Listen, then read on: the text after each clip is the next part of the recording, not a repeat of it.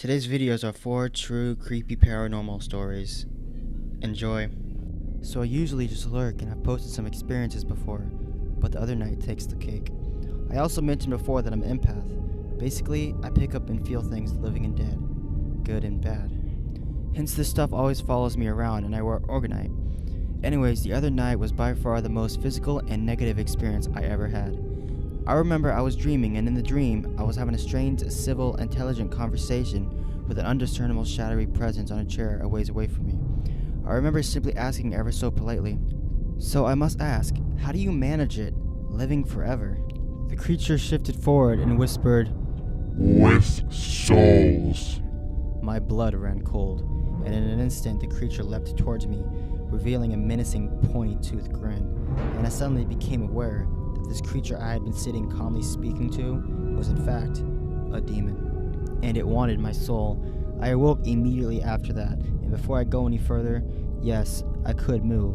This was not sleep paralysis. The demon's secret, or rather motive, had been revealed to me, and now it was staying true to its motives. I awoke, snapped my eyes open, and tilted my head down to a strange sensation. To my horror, suddenly I felt long, pointed, menacing claws, much like teeth, raking across my leg. I immediately rolled sideways, only to feel the distinct weight of some body-like mass roll off me as well. I was certainly rattled, but I've grown used to these things. And that was it. Just wanted to share. Number 2. My first job was in a small, 35-bed psychiatric hospital in California. It used to be a medical facility where surgeries were performed. And of course, people died. A couple of stories here. First off, when I worked night shift, I'd sometimes get a phone call from the local police station asking if everything was okay. Sure, everything was fine. All the patients are asleep and it was just a normal night. The police then said that they received a 911 phone call from a hospital, and the extension from where the call was being made was the arts and crafts room. Nobody goes in there at night, not even staff. It's always just had a creepy vibe and used to be where surgeries were performed. The caller, identifying herself as Satana, was asking for help. This would happen about once a month or so. Night shift didn't really have much staff, so as a supervisor, I knew where all my staff was because I would be the one to help them relieve during the breaks.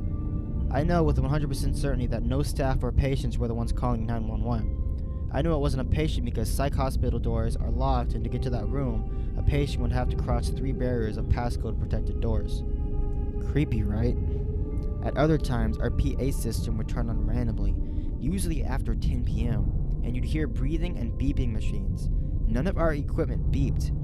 One time in particular, the PA turned on and you could hear what sounded like a kid speaking, but the content of what was said could not be made out.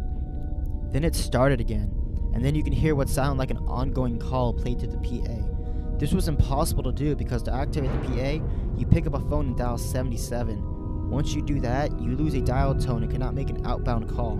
So anyhow, the PA played an outgoing call for hours, yet not a single phone was ringing in the hospital, so we weren't sure what was happening, let alone how. It finally stopped around 6 a.m. and our patients were pissed. Imagine trying to fall asleep to that. To this day, nobody knew how that happened, and the technician we called out at the time thought we were pranking him. Number 3. My family bought a penthouse apartment back when I was in high school. We got it for like $50,000 under what it was worth. Turned out the previous owner was a music producer who had disappeared.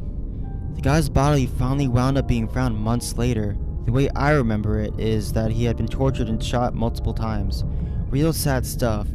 We bought the apartment from his mom, who just wanted to be done with the whole thing.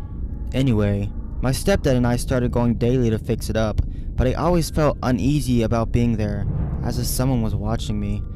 One day my stepdad went down to the car to get some tools and left me alone. As I was there by myself, I looked down the hallway that led to the master bedroom, and I kid you not, I saw a bright white silhouette appear from one side of the master bedroom, walk into the next. It stopped in the middle, turned, and looked straight at me. I froze. It wasn't like an evil kind of thing. He just looked at me for a few seconds, then walked to the other side, and disappeared. I freaked out and bolted for the elevator. This happened during the middle of the day. It was bright as can be, so I knew what I saw.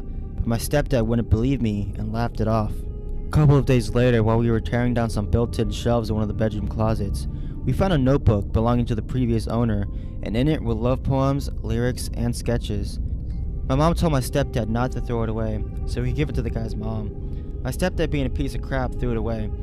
After that, creepy stuff started happening. Lights turned on and off. Windows we had closed the previous day would now be open. These were hurricane-force windows, by the way, the kind that have latches and keys to them, so it was impossible for the wind to have opened them. My mom and I stopped helping with renovations after that, and my stepdad hired some guys he knew to come and finish.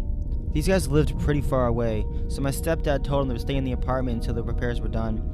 They lasted 2 days. They called my stepdad in a panic in the middle of the night, saying they heard stuff, saw shadows, and that their alarm clock would go off at random times they hadn't set it to.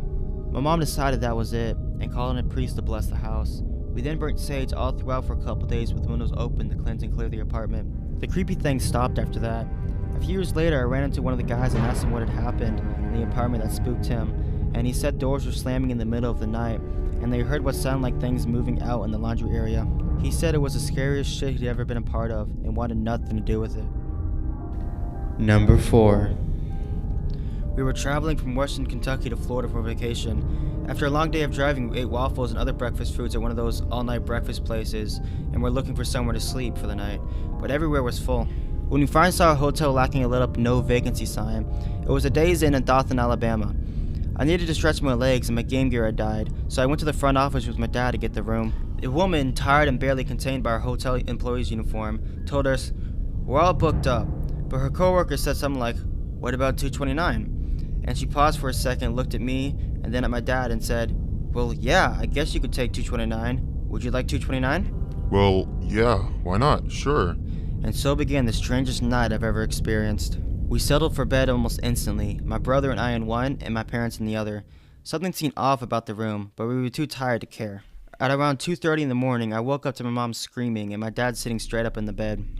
There's a man in the room. Hey, who are you? What are you doing in here? We all woke up and there was this dark figure of a large man in the room standing over my parents' bed. My brother dove for the light switch, and the room came into this sudden, quiet focus. I remember thinking later about what might be more appropriate or effective thing to say when you're counted by a large dark figure standing at the foot of your bed. But in the moment, nothing was there. Just a shitty TV, a mini fridge, and a mirror. We all sat there for a moment trying to figure out what just happened. My dad said, "We're leaving." And we were back on the road as fast as we fell asleep. Later on, my parents discussed it. My mother apparently only saw a man. My father also saw a man and a dog. I just remember seeing shapes. We scoured the internet to see if anything weird had happened in the hotel that year. I even tried calling the hotel years later, but it had since gone under new management. From time to time, we always wondered what happened in that room. Hey guys, I hope you enjoyed the stories. Please like, comment, and share if you did. Also, don't forget to subscribe so you can hear more videos like this in the future. Also, I made a Facebook page so I can keep you guys updated with progress of the stories. Links in the description below.